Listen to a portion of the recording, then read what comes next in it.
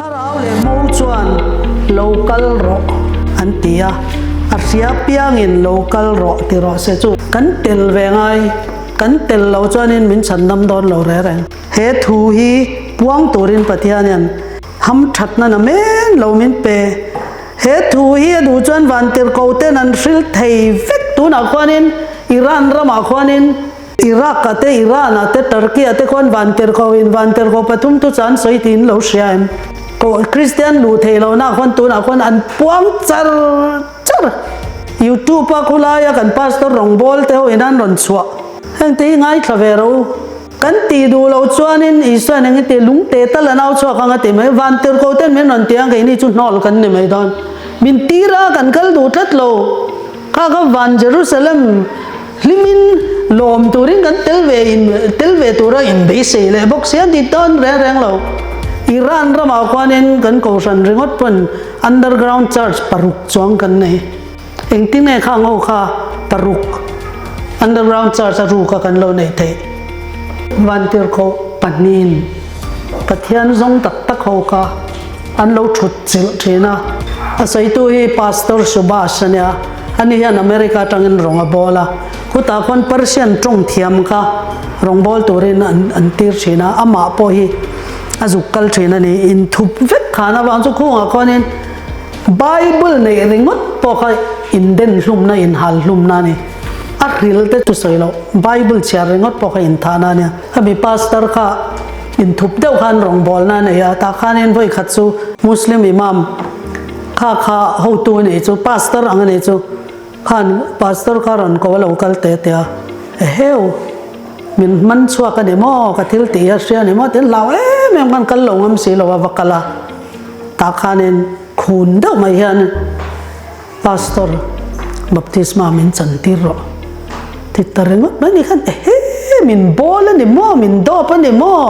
Christian kan ni ti sia ni mo ti chu pastor chu is Iranian tho ba nia te law lut tu kha a law ti po kha sia ka ti tak ania baptisma min chanti ro te ngoi ro te anh tiếng này cái te trong trai mol mai ta khan chang le te lo wa law lut tu kha ta khanin local ro te a ko ta pin dan chung ril ta ba khan mi pa som thu man lo thua heng ho zong po yan baptisma chanan do ati cha khanin ati tak te kha shetani ta khanani khanin heu kan ko sana chuanin baptisma chu tiangin kan chantir ngai reng lo Bible study pelovin baptisma kan chantir ngai reng hlenem chu ba ka tini ko san chuan ni sari ni kan sera sanctuary service vana ro rel na biak buk ro rel na kan zirtira kan thin tharau thi thei lo kan nei lo ti te kan zirtira thil tam tak baptisma te po in nim phum midang zirtir lo hi kan zirtir na sa sin heng hi tel lovin ka baptist thei lo chu in vai hanan ti khan khang ho khan kan revit to anon ti ta ni chu oi maka tilu to ka in tin sia ke ma chu hi 7 day dai rong bol tu kan ni sia tin ne in sia ta an tia mi pan ni an local chena Vantirhkoh mi khring angen an local Vantirhkoh an nyang Vantirhkoh pathum Thuchah thanin min zirtir ton tia kan ni kan an se tak em te kan an zot ta an chang thei vekate ta chon baptisma chantir ta ni chu tiang chon tu na khwan ko kan ko san paruka om chu wang chon Israel lo lokal lawang khung la ya tan chin tra kan la sil lo ti tu ra ni lo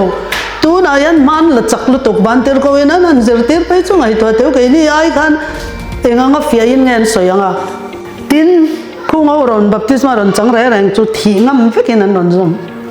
wa chu man chuan le chuanin hal hlum le den hlum ka hlum an vek chu tiang chu ton lai thil kal to nya